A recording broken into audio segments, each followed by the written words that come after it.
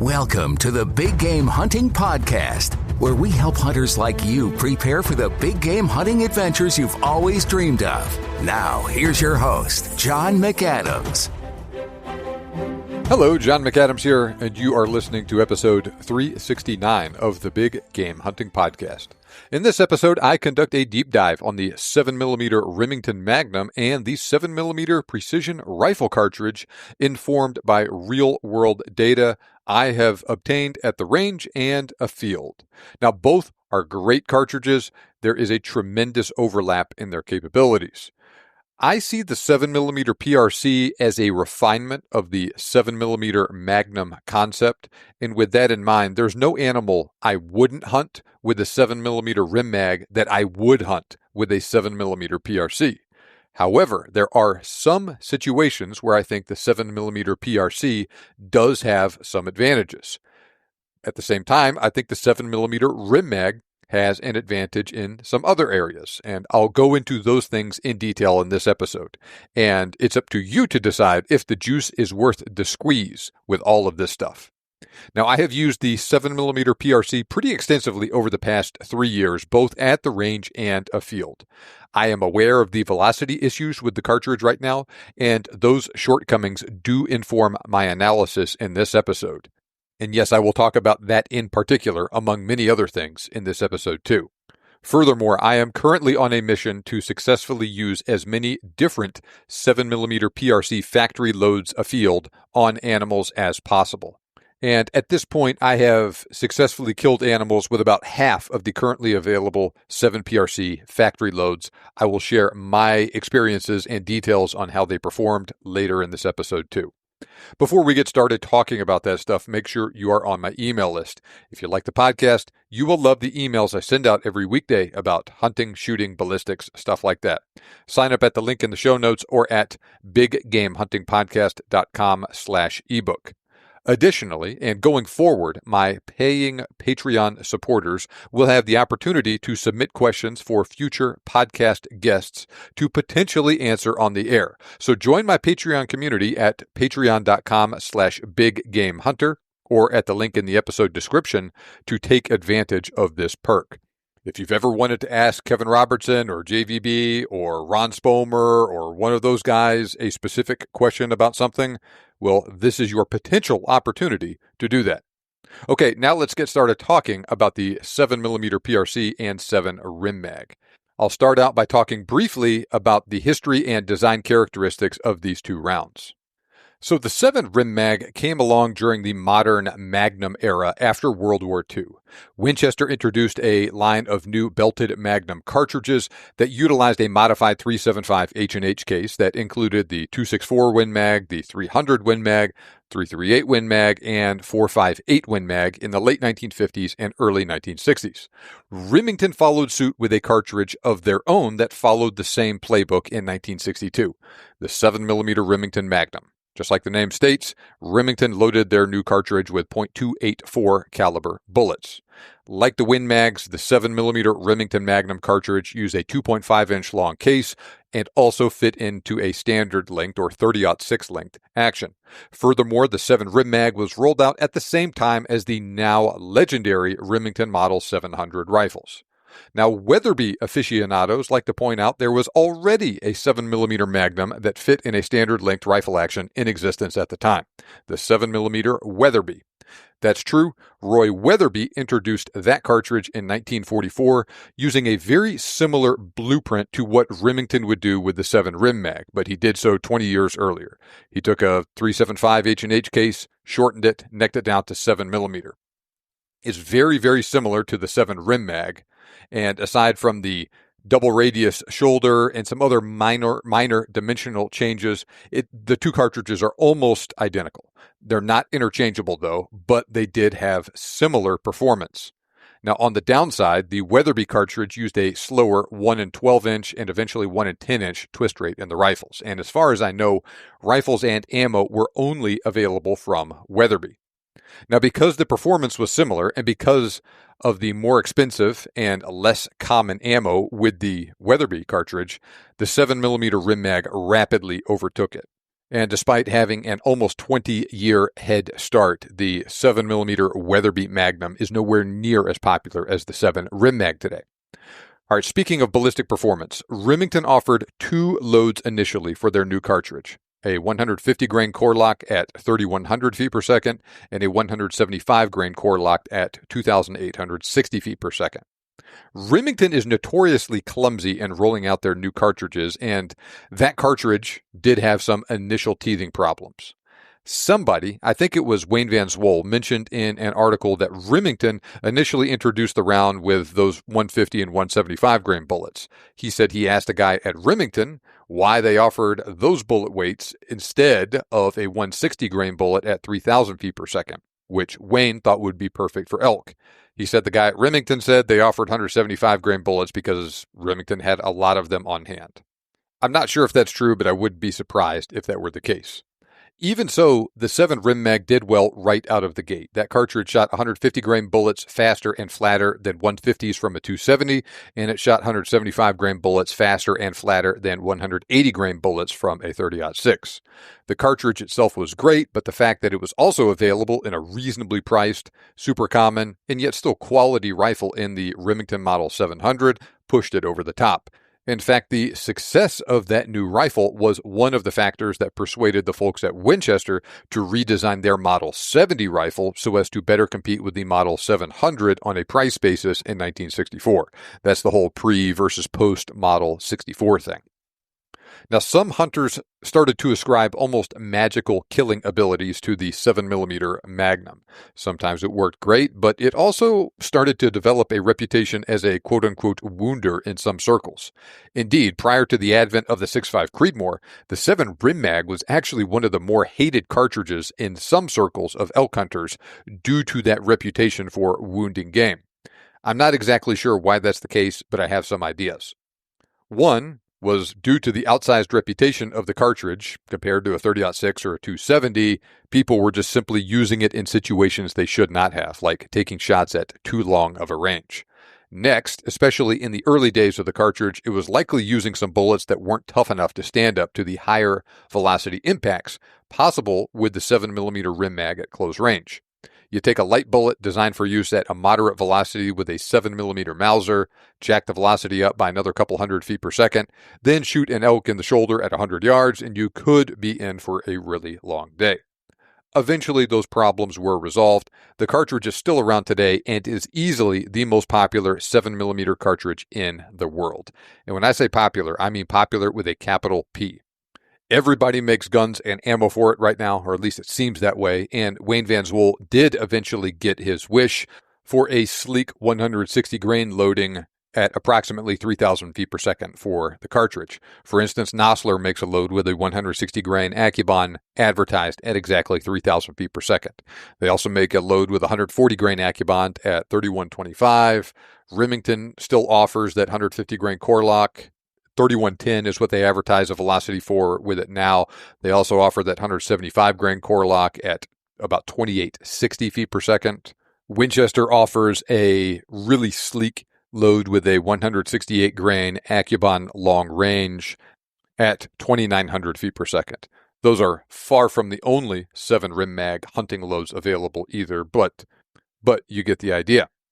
Now, the 7 Rem Mag was the 7mm Magnum for a long time, until Hornady made an attempt to dethrone the 7 Mag in late 2022 when they announced their own 7mm round, the 7mm Precision Rifle cartridge. Now, like they did with the 6.5 and 300 PRC, the folks at Hornady built the 7mm PRC using a modified 375 Ruger case.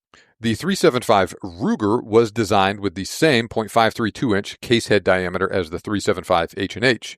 However, unlike the 375 H&H, the 375 Ruger is a beltless cartridge with minimal taper, so the actual body of the 375 Ruger case is larger in diameter than that of the 375 H&H. This results in a slight increase in case capacity for the 375 Ruger while still working in a standard Magnum bolt face. Furthermore, Hornady designed the 7mm PRC to fire heavier bullets with an insanely high ballistic coefficient at a muzzle velocity very close to 3,000 feet per second. Plus, they also incorporated many of the so-called modern cartridge design principles Outdoor Life shooting editor John Snow and I discussed in a recent interview. Episode 366 of the Big Game Hunting Podcast, if you want to check it out.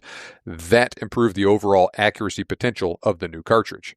Typical advertised loads for the 7 PRC fire a high BC lead core 175 or 180 grain bullet at 3,000 feet per second, or a 160 grain copper bullet at the same velocity. Yes, I know there's some controversy regarding those velocity figures. I will discuss that in more detail shortly. Now let's talk about the relative sizes of these two rounds in more detail. First, the 7mm PRC is a little bit longer overall than the 7 Mag, 3.34 inches versus 3.29 inches. But both are so-called standard length rifle cartridges. They fit in a 30-06 length action. They both also utilize a Magnum bolt face. Now, even though the 7 PRC is longer overall, the 7 Rem Mag has a slightly longer case length, 2.5 inches versus 2.28 inches. This results in more head height for the 7mm PRC, which means it has more room outside the case to accommodate really long, sleek, high BC bullets without intruding into the powder column while still staying within SAAMI specs. That plays into bullet weight, which we'll discuss shortly. Now, the 7 Rem Mag uses a belted case while the 7 PRC has a beltless case. Furthermore, though both use a Magnum bolt face, it's important to note the actual case diameter of the 7mm PRC, 0.533 inches, is larger than the non-belted portion of the 7mm Rem Mag case, 0.513 inches. Additionally, the 7 Rem Mag has a 25-degree shoulder angle, while the 7 PRC has a 30-degree shoulder angle. Add it all up, and the 7 Rem Mag actually has a little bit more powder capacity than the 7mm PRC. I measured the case capacity of 5 pieces of fired Hornady brass for each cartridge, and I obtained an average case capacity of 84 grains of water for the 7mm Rem Mag and 80.8 grains for the 7 PRC. So that's about a 4% difference in favor of the 7 Rem Mag. That will vary a little bit with different manufacturers, but you get the idea. Both cartridges use the same .284-inch diameter bullet, but bullet weight is another important difference between them. Most 7 Rem Mag factory loads shoot bullets in the 139 to 175 grain range. 140, 150, 160, 175 grain bullets are most common for that cartridge. The 7 PRC most often uses bullets in the 150 to 180 grain range. In particular, like I mentioned earlier, it was designed to use high BC 160 grain monometal or 175 and 180 grain lead core bullets. It's important to note the 7mm Rem Mag isn't optimized for performance with those long, sleek, high BC bullets, and the 175 grain bullets the 7 Mag typically uses in factory loads aren't the same as the 175 grain bullets often offered in the 7 PRC. Most 175 grain loadings for the 7 Rem Mag use shorter and lower BC pointed soft point or round nose bullets like 175 grain core lock, power shock, and Federal Fusion bullets, and the trophy-bonded Bear Claw. Those bullets aren't as long or sleek as something like 175 grain Accubon Long Range or ELDX. High BC bullets for the 7 Rem Mag tend to top out with stuff like 162 grain ELDX, 168 grain Berger Hybrid Hunter, or the 168 grain Accubon Long Range. For instance, that 162 grain ELDX and 168 grain ABLR are noticeably shorter and have a lower BC than the 175 grain ELDX. The 162 grain ELDX has a .631 BC, whereas the 175 grainer has a .689 BC. With the 175 grain ABLR, it has a .648 BC versus .616 BC for the 168 grain version of that same bullet. The 162 grain ELDX is 1.48 inches long. 168 grain Accubon Long Range is 1.5 inches long. The 175 grain Accubon Long Range is 1.54 inches long. The 175 grain ELDX is a whopping 1.585 inches long. To put things in perspective, the 7mm 175 grain trophy bonded Bear Claw is a very heavy for caliber lead core bullet that's not especially sleek or aerodynamic. G1BC of .407. It's also 1.4 inches long and is quite a bit shorter than even the 162 grain ELDX. Things are similar with copper bullets. Since copper is less dense than lead, those bullets usually top out around 150 grains for the 7 Rem Mag. For instance, Barnes makes 140 grain and 150 grain TTSX factory loads for the 7 Rem Mag. Hornady also offers a factory load with a 150 grain CX bullet for the cartridge. All of those bullets have a polymer tip on them. Barnes does make a 160 grain TSX loading for the cartridge, but that bullet does not have that polymer tip on it, and it has a lower BC. The really sleek, stretched out Barnes LRX tops out at a 139 grain factory load for the 7 Rem Mag, while Barnes and Hornady both make 160 grain LRX and CX bullets respectively, with similar profiles and higher BCs for the 7 PRC. Now, yes, it is possible for hand loaders to use heavier and higher BC bullets in the 7 Rem Mag, but the cartridge is not optimized for use with bullets like that. Performance can be uneven, and sometimes getting them to shoot well takes some work. That's why factory loads for the cartridge all have those lighter bullets in them. So why is there a difference in bullet weights between these two cartridges? Well, there are 2 reasons: rifling twist rate and head height. You need a faster twist rate to stabilize those longer bullets. The 7 Rem Mag has a SAMI-spec rifling twist rate of 1 in 9.5 inches. That's just fine for typical factory loads in that chambering, but it's not quite fast enough for the really high BC stuff. On the other hand, the 7 PRC has a faster SAMI-specified twist rate of 1 in 8 inches. Additionally, the greater head height of the 7mm PRC gives that cartridge more space to use a really long, high BC bullet that still fits in a standard length rifle action and magazine without requiring the bullet to be seated so deeply into the case that it intrudes into the powder column. All right, one last difference between the two cartridges before we move on to ballistics. The 7mm PRC is loaded to a higher SAMI maximum average pressure of 65,000 psi versus 61,000 psi for the 7 Rem Mag. Okay, that's all well and good, John. What's this mean in the real world?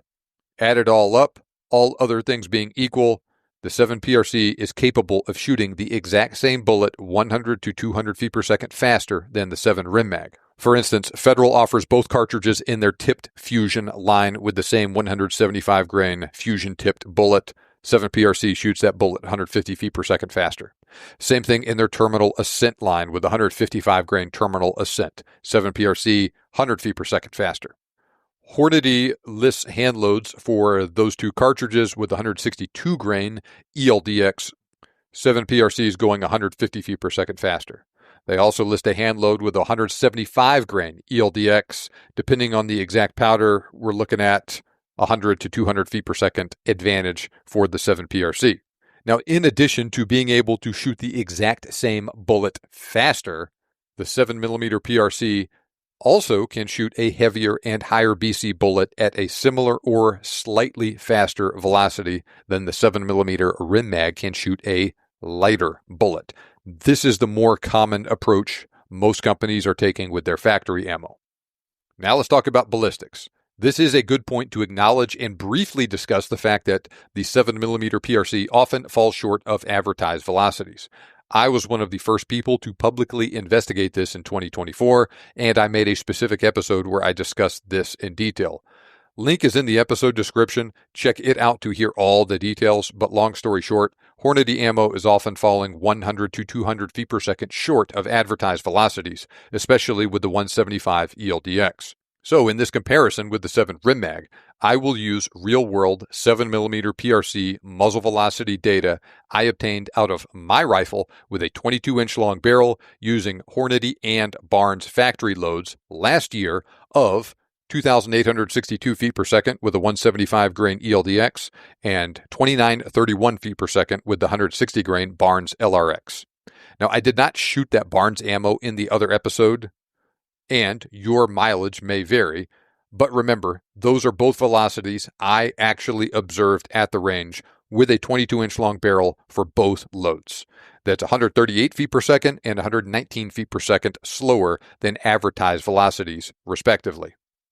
Now, the specific rifle was a Christensen Arms Ridgeline FFT with a bare barrel, no break, no can.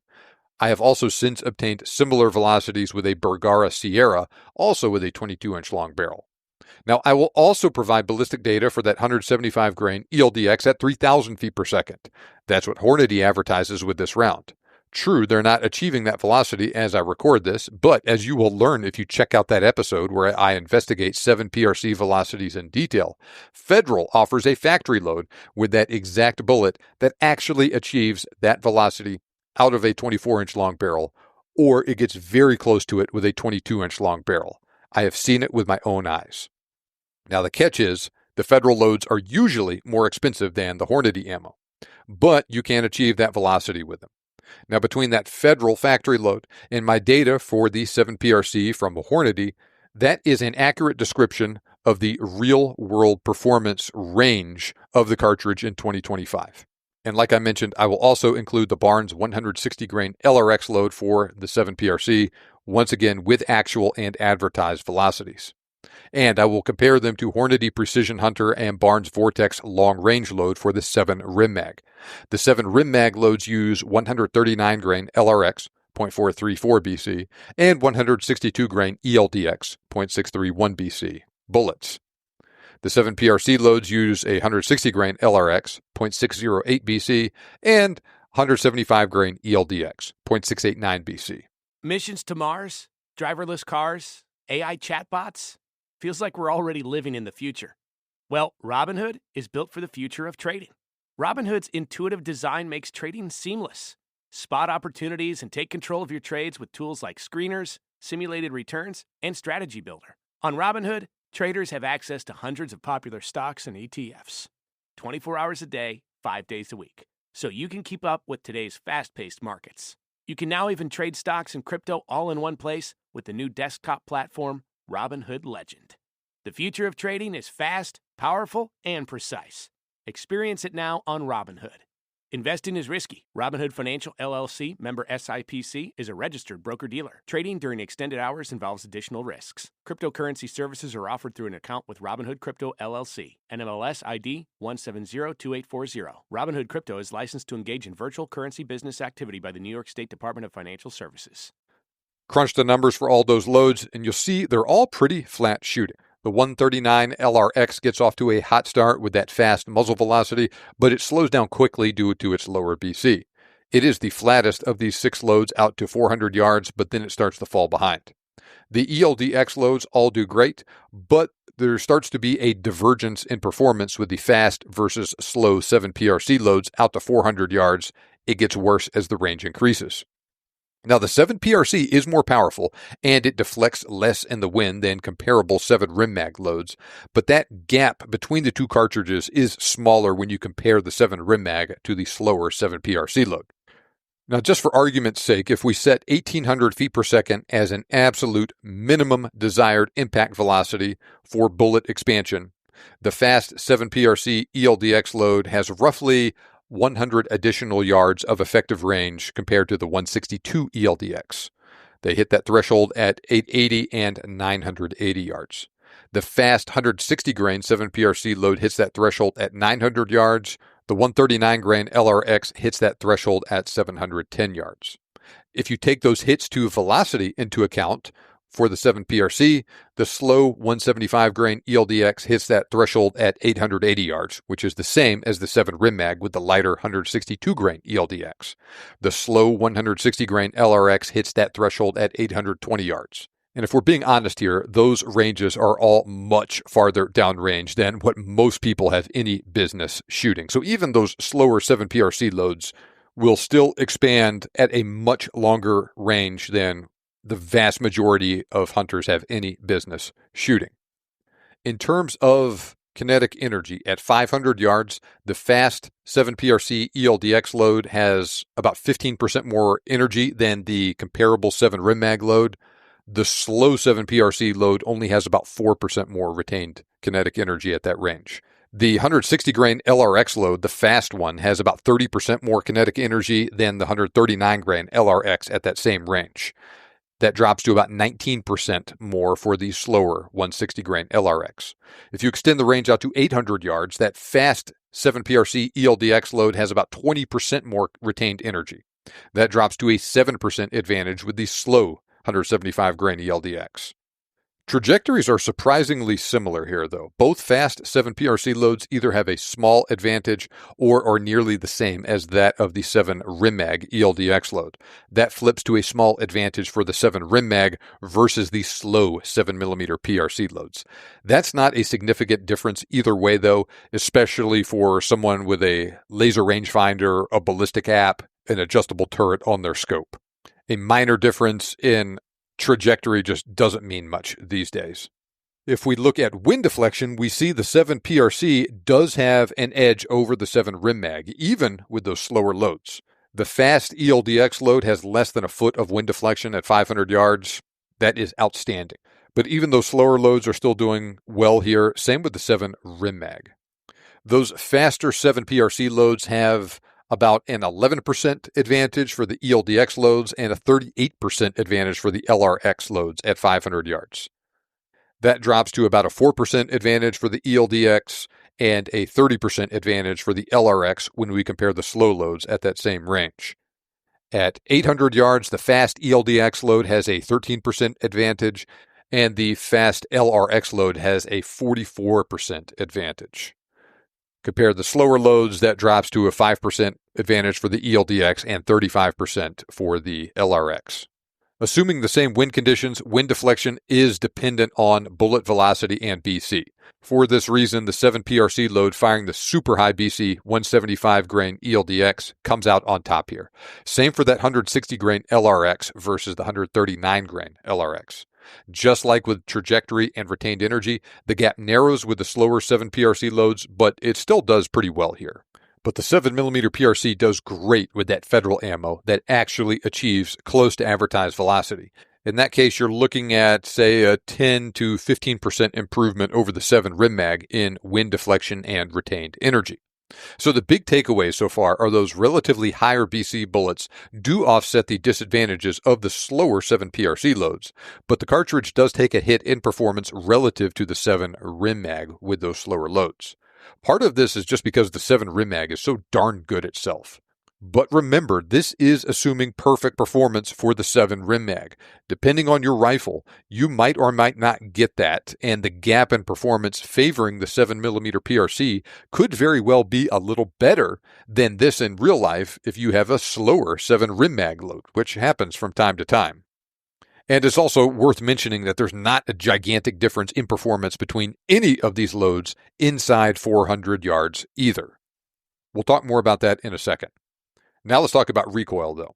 The 7 Rem Mag does come out on top in the recoil department when you compare those ELDX loads for each cartridge. I pulled bullets from a couple cartridges from the Hornady Precision Hunter factory loads for both cartridges. I weighed the powder contained in each cartridge, calculated recoil for a 7-pound rifle.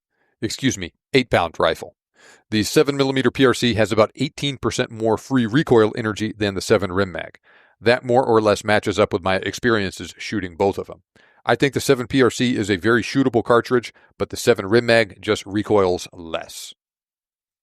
Now let's talk about barrel life.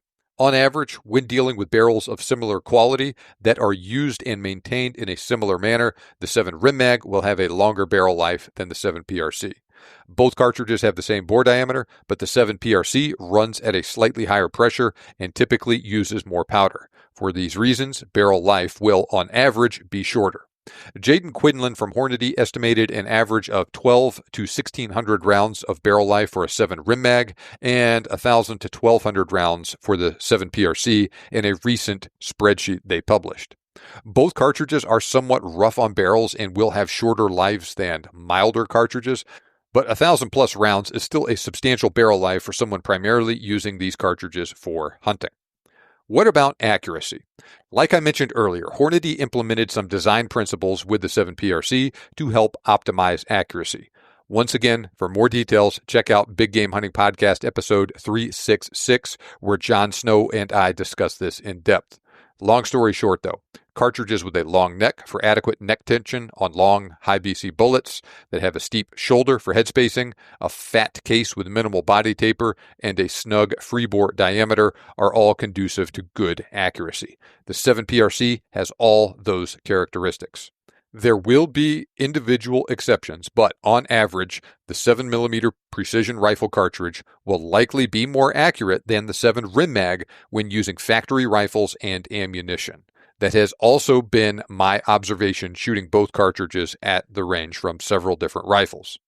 So how does all of this stuff play into actually hitting a target, or if we're hunting, an animal downrange? The 7 PRC has two general advantages here. One, you have a small advantage in accuracy on average. Two, the cartridge has slightly better ballistics, especially in terms of wind performance. Now, a perfect shooter will always estimate the wind direction and velocity exactly correct. They'll always get the right range with their rangefinder. They'll do everything exactly right to hit that target. But we're not perfect. Even the best shooters make mistakes. And a cartridge that performs better in the wind, for example, will help alleviate errors the shooter makes in estimating the direction and velocity of the wind to a certain extent. To that end, I ran some simulations using Brian Litz's Weapon Employment Zone tool. I did a WEZ analysis with it. First, I ran a simulation calculating hit probabilities for the 7 Rem Mag, ELDX, and the fast and slow 7 PRC ELDX loads on an 8-inch diameter circle at 400 yards. So we'll call that the size of a deer's vitals. I ran the simulation using the same variables for both cartridges using the same BC and muzzle velocity I mentioned earlier. When I ran the simulation, I observed a 1 to 2% increase in hit probability going from the 7 Rem Mag to the slow 7 PRC load with comparable accuracy levels. That widened to about a 4% increase in hit probability going from the 7 Rem Mag to the fast 7 PRC on that simulated deer's vitals at 400 yards. Now, remember, that's assuming the same accuracy for both cartridges. That gap increases to about an 8% increase and a nearly 11% increase in hit probability for the slow and fast 7 PRC loads over the 7 Rem Mag if we also assume an increase in accuracy.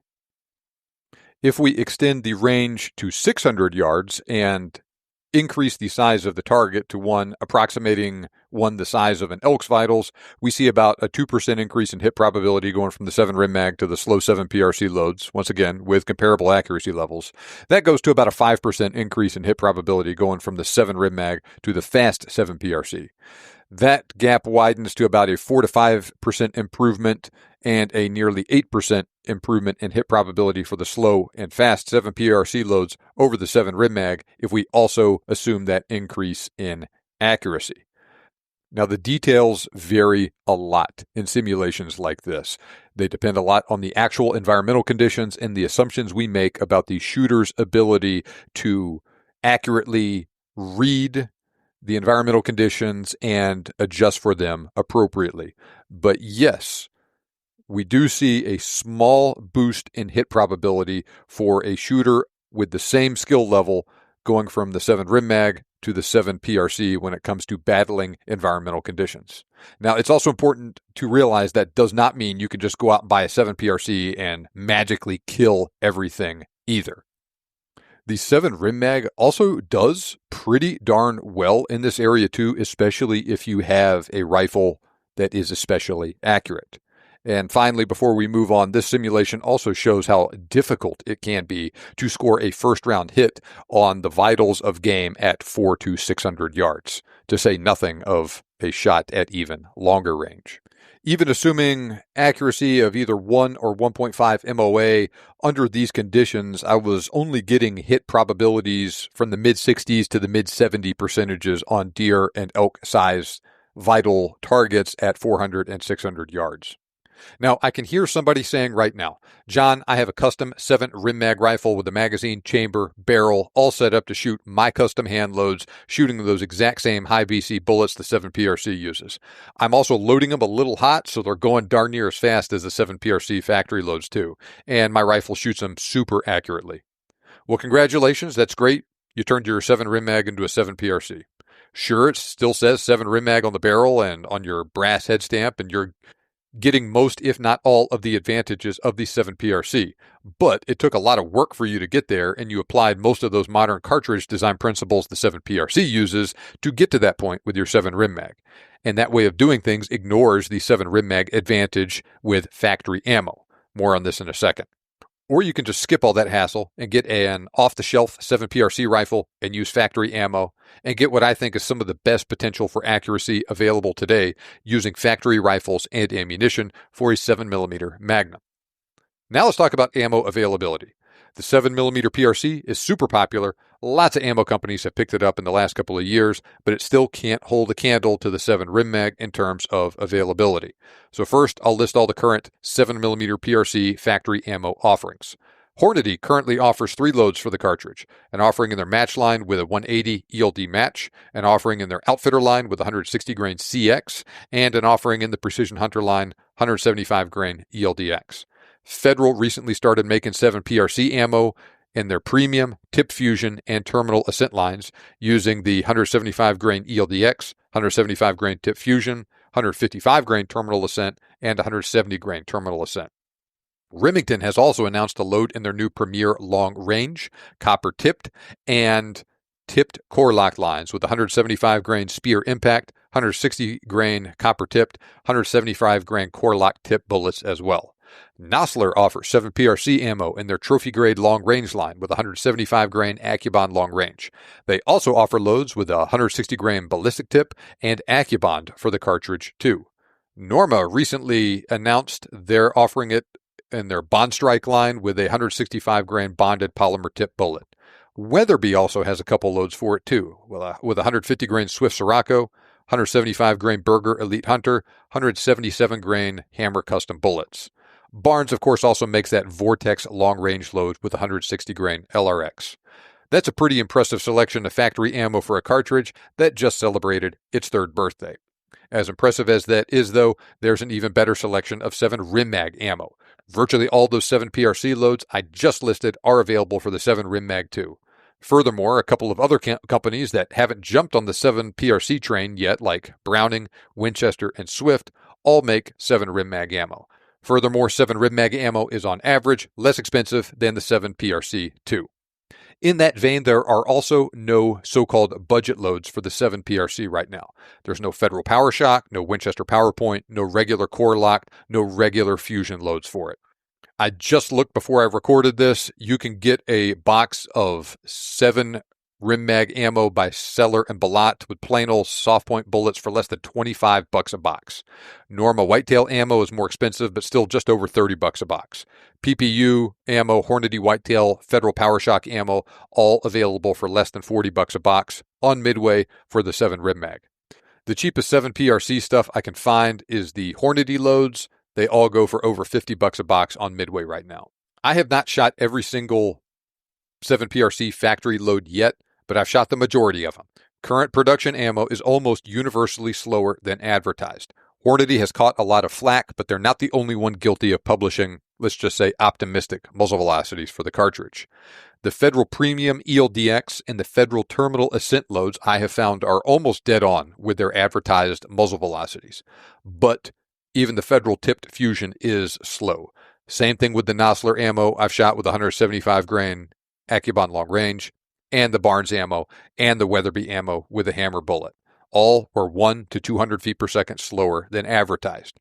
On the other hand, the 7 Rem Mag seems to be delivering velocities much closer to advertised right now.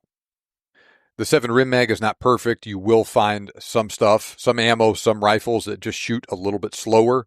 But on average, you're going to be closer to what is advertised with the 7 Rem Mag than the 7 PRC. So that's one more point in favor of the 7 Rem Mag.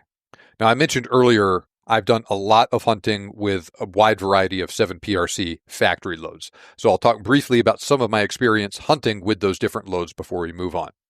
So first, I took Hornady Outfitter ammo with 160 grain CX bullets to Africa in 2023. I shot Impala and Blue Wildebeest with them. Shots were all relatively short, and that's why I selected that tough CX bullet to begin with. Performance was excellent.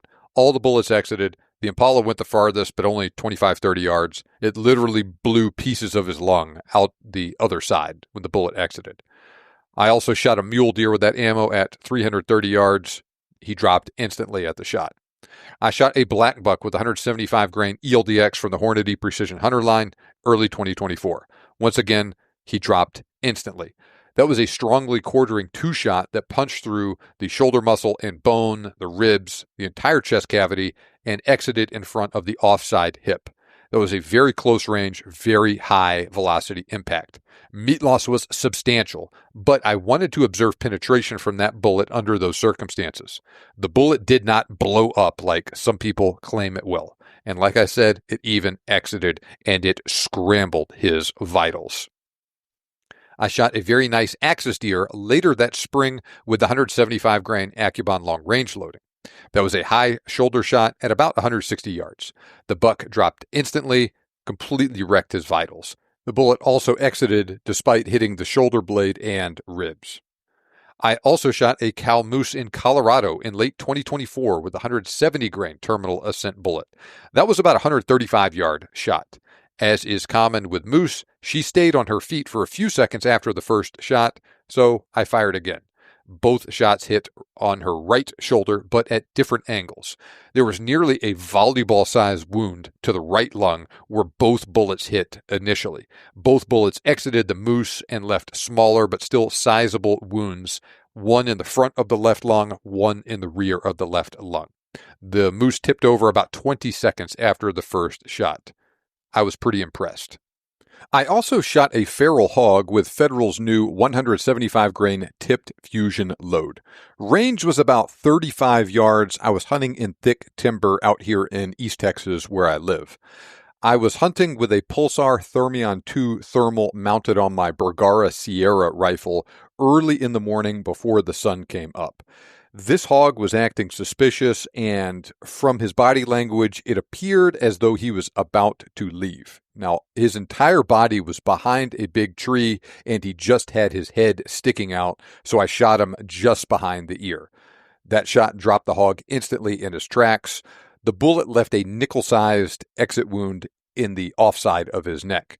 I shot that hog again in the chest while he was on the ground, both for insurance and to further test terminal performance. That bullet punched a hole a little bit smaller than my fist in the near side of his rib cage, turned both of his lungs into absolute jello. The bullet did exit the offside, so I did not recover it. I actually have not recovered a single 7mm PRC bullet from any animal. I weighed that hog afterwards, and he weighed 195 pounds on the hoof. So he was a big but not gigantic animal. So as you can imagine, my initial impressions of the tipped fusion ammo in 7mm PRC anyway are also very good. All right, now we'll talk about rifles. Now the situation with rifles with these two cartridges is similar to the ammo situation, but the gap between them is smaller in terms of availability. Hornady did a great job getting rifle companies to pick up the 7PRC. There are lots of 7PRC rifle options out there. You can get rifles from Bergara, Browning, CVA, Christensen Arms, Fierce Firearms, GA Precision, Gunworks, Hill Country Rifles, Mossberg, Proof Research, Remington, Ruger, Savage, Seekins Precision, Springfield Armory, and Weatherby. And I think that's all of them, but I might have missed a company or two. Like I mentioned earlier, I have a Christensen Arms Ridgeline FFT and a Bergara Sierra in 7PRC. Both of those rifles are actually left-handed, too. Most notably, you might have noticed Tikka and Winchester are absent from that list of 7PRC rifles. I think some 7PRC rifles are coming from Tikka soon, and that would leave Winchester as the main rifle manufacturer not making anything in 7PRC. But Winchester, and I think every single one of those other companies, make 7 Rem Mag rifles. Almost every popular bolt-action centerfire rifle in current production is available in 7mm Remington Magnum. So there's a lot of options for the 7PRC, same with the 7 Rem Mag. It's also important to note the 7PRC does tend to perform a little bit better out of a shorter barrel. Thus, gun manufacturers do tend to put longer barrels in the 7 Rem Mag than they do for identical rifles in 7PRC. The 7 PRC is usually available in rifles with 20, 22, 24-inch long barrels. On the other hand, 24 and even 26-inch long barrels are pretty standard with the 7 Rem Mag. You will see them with a 22-inch long barrel from time to time, though, and those models are more popular than they used to be. Like I mentioned earlier, both of my 7 PRC rifles have 22-inch long barrels. Bergara and Christensen Arms both make identical rifles in 7 Rem Mag with a 22-inch barrel, too.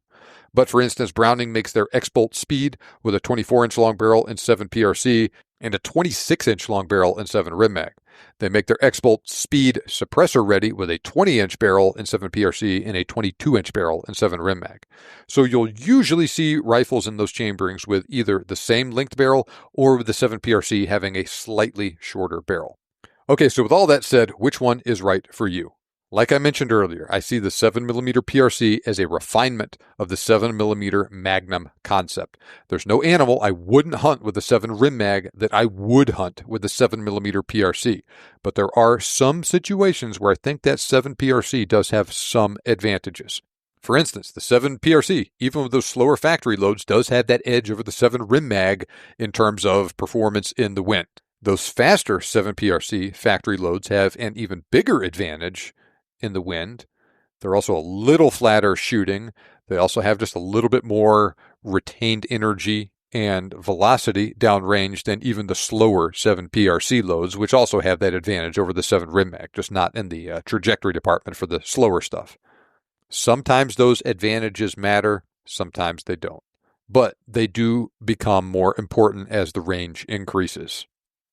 The same is also true with the accuracy advantage the 7 PRC has over the 7 Rem Mag with factory ammo and rifles. All of the different ammo types I've shot in the 7 PRC, and like I said, I've used most of them, have all shot very well, even the loads that fell short in the speed department. Furthermore, if you prefer to have a shorter barrel for your hunting situation, the 7 PRC is the better option of these two cartridges. Most hunters don't really need the capabilities of the 7 PRC. However, a person with the right shooting skills who wanted to extend their effective range and want assistance in battling challenging environmental conditions would be well served by a 7 PRC. So those are the 7 PRC benefits. Now let's talk about those for the 7 Rem Mag. One, you got a much better selection of ammo and better prices on ammo. Ammo is also more likely to live up to advertised performance. Similar deal with rifles, but not as big of an advantage for the 7 Rem Mag. You also get a little bit longer barrel life. The cartridge also just recoils a little bit less, too. It's also still plenty powerful for most situations. Now, like I mentioned earlier, I have killed deer, a couple different exotics, a couple different species of African plains game, and a moose with the 7 PRC. I haven't killed a black bear or an elk with the 7 PRC yet, but I think it would be awesome on them as well. And you could take the 7 Rem Mag and put it into this exact same category of game. Everything from deer up to and including moose. So the 7 Rem Mag still has a lot to offer hunters too. Of the two, I personally prefer the 7 PRC. That doesn't mean I think the 7 Rem Mag is bad. Like I said, I just think the 7 PRC is a little bit better. And I think that is where the future is too. Not that I think the 7 Rem Mag will die anytime soon. I think the powder situation will eventually get resolved for the 7 PRC, and it will be achieving the performance it is capable of in the near future. I also think it's just a more modern cartridge design that does everything the 7 Rem Mag can do, but with those few refinements. I would not necessarily recommend someone switch to a 7 PRC if they already have a 7 Rem Mag they really like. However, I would certainly steer a person towards a 7mm PRC over the 7 Rem Mag if they were starting fresh and wanted a new 7mm Magnum of some sort. You are, of course, welcome to disagree with me here. That's just how I feel and how I think. Okay, that will do it for this episode. I have put links to ammo recommendations for both cartridges in the show notes. Same is also true with other accessories like hearing protection, slings, scopes, that sort of stuff. So check out those URLs to learn more. I also recommend checking out episode 345, which was my all-encompassing 7mm episode. I talk about the 7 Rem Mag and the 7 PRC and every single SAMI standardized 7mm cartridge. If you listen to this show on Spotify, be sure to answer the poll question for this episode. Which do you prefer, the 7 PRC or the 7 Rem Mag? And finally, make sure you join my Patreon community, and among other benefits, you will get the opportunity to potentially have a future guest on the show answer one of your submitted questions. Remember, you can make your dream hunt turn into a reality, and I can help. Thanks for listening. I'll see you back here next time on the Big Game Hunting Podcast.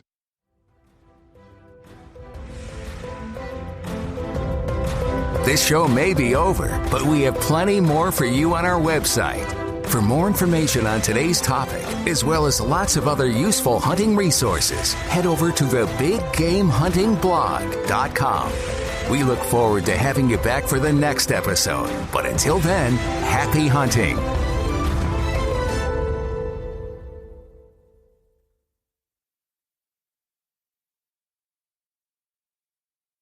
Your child has so much potential, but your local schools may not be right for them. Check out K-12.